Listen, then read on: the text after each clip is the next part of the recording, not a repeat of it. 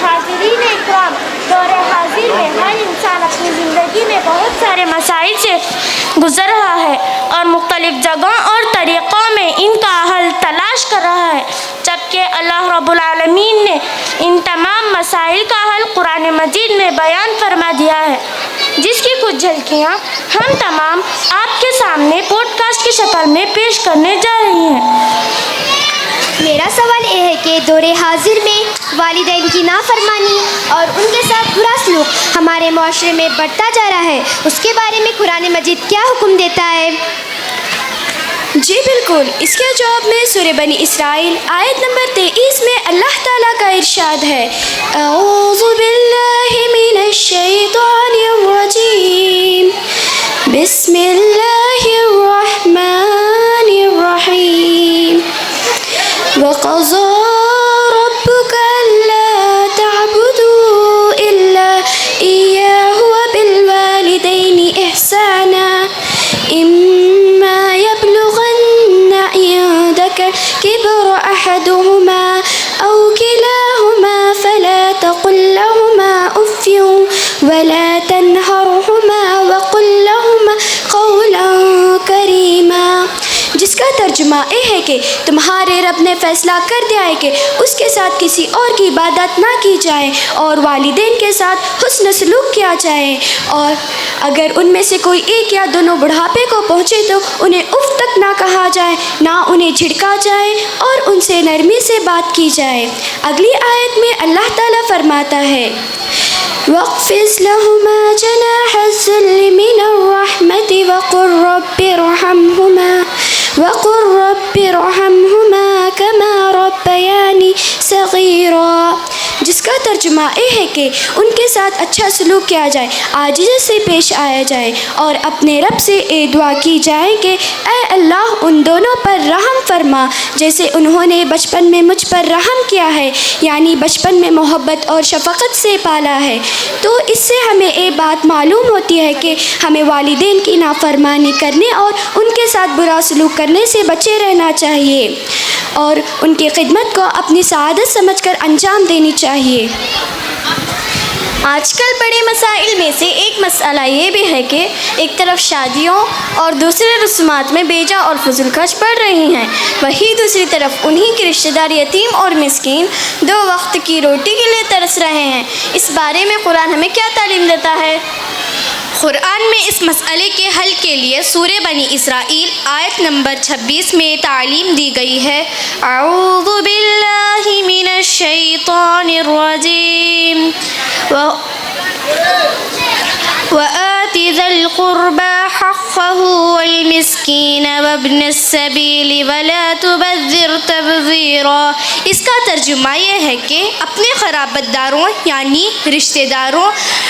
مسکینوں اور مسافروں کو ان کا حق دو یعنی ان کا خیال رکھو اور اسراف نہ کرو۔ پھر اسی سورہ کی آیت نمبر 27 میں فرمایا، ان المبذرین کانوا اخوان الشیاطین وکان الشیطان لربہ کفورا۔ اس کا ترجمہ یہ ہے کہ اسراف یا فضول خرچ کرنے والے شیطان کے بھائی ہیں اور شیطان اپنے رب کا ناشکرا ہے۔ اس سے ہمیں معلوم ہوتا ہے کہ بجائے اسراف یا فضول خرچ کرنے کے اس مال میں سے اپنے رشتہ داروں میں سے غریب، مسکین اور یتیموں کی مدد کریں اور ان کی ضرورتوں کو پورا کرنے کی کوشش کریں۔ آج کل امت مسلمہ کا حال سارے دنیا کے سامنے ظاہر ہے، ہر طرف ان پر ظلم کیا جا رہا ہے، کہیں پر انہیں بموں کا نشانہ بنایا جا رہا ہے تو کہیں پر ان کے مساجدوں پر حملے ہو رہے ہیں، دوسری طرف دشمنان اسلام کے ظاہری طور پر کثرت ہو رہی ہے۔ اس بارے میں قرآن کیا کہتا ہے؟ اس کے جواب میں سورہ آل عمران آیت نمبر 196 اور 197 میں قرآن کہتا ہے،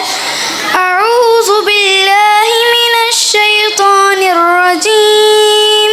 لا یغرنک تقلب الذین کفروا فی البلاد، متاع قلیل ثم مأواہم جہنم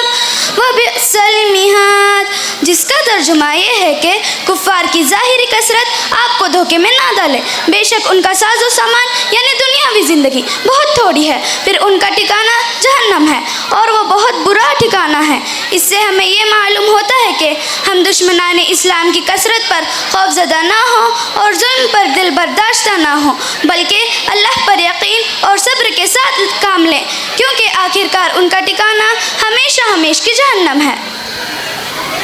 بہت سارے لوگ ذرا سا علم حاصل کرنے یا ذرا سا مال ملنے پر غرور اور تکبر کرنے لگتے ہیں، ان کے لیے قرآن کیا حکم دیتا ہے؟ غرور اور تکبر کرنے والوں کو قرآن سورہ لقمان آیت نمبر 18 میں حضرت لقمان علیہ السلام کی نصیحت کو یاد دلاتے ہوئے کہتا ہے، جس میں وہ فرماتے ہیں اعوذ باللہ من الشیطان الرجیم ولا تصعر خدك للناس ولا تمش في الأرض مرحا إن الله لا يحب كل مختال فخور۔ اس کا ترجمہ یہ ہے کہ جب تم لوگوں سے گفتگو کرو تو تم منہ ٹیڑھا مت کرو، زمین پر اکڑ کر مت چلو اور تکبر نہ کرو، بے شک اللہ کسی تکبر کرنے والوں کو پسند نہیں کرتا۔ اس سے ہمیں یہ معلوم ہوتا ہے کہ ہمیں اللہ کی تھوڑی سی نعمت پر غرور اور تکبر نہیں کرنا چاہیے اور لوگوں کے ساتھ نرمی سے گفتگو کرنا چاہیے۔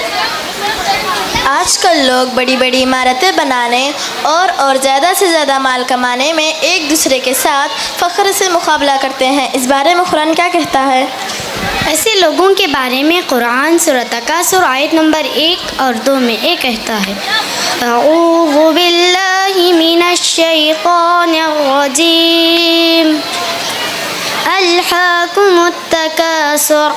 حتی زرتم المقابر، جس کا ترجمہ یہ ہے کہ مال و دولت کی کثرت نے تمہیں آخرت کی زندگی سے غفلت میں رکھا ہوا ہے، یہاں تک کہ تم قبر دیکھ لو، یعنی مر کر قبر میں چلے جاؤ۔ اس سے ہمیں معلوم ہوتا ہے کہ انسان دنیاوی مال اور دولت کی ہوس میں اتنا مبتلا ہے کہ اس نے آخرت کو بلا رکھا ہے۔ اس لیے ہمیں چاہیے کہ ہم دنیا کی زندگی پر آخرت کو ترجیح دیں اور مال و دولت کی فکر نہ کریں اور اس کی حرص نہ کریں، بلکہ ہم بجائے دنیاوی چیزوں پر فخر کرنے کی اپنی رب کی رضا حاصل کرنے اور اپنی آخرت کو سنوارنے کی کوشش کریں۔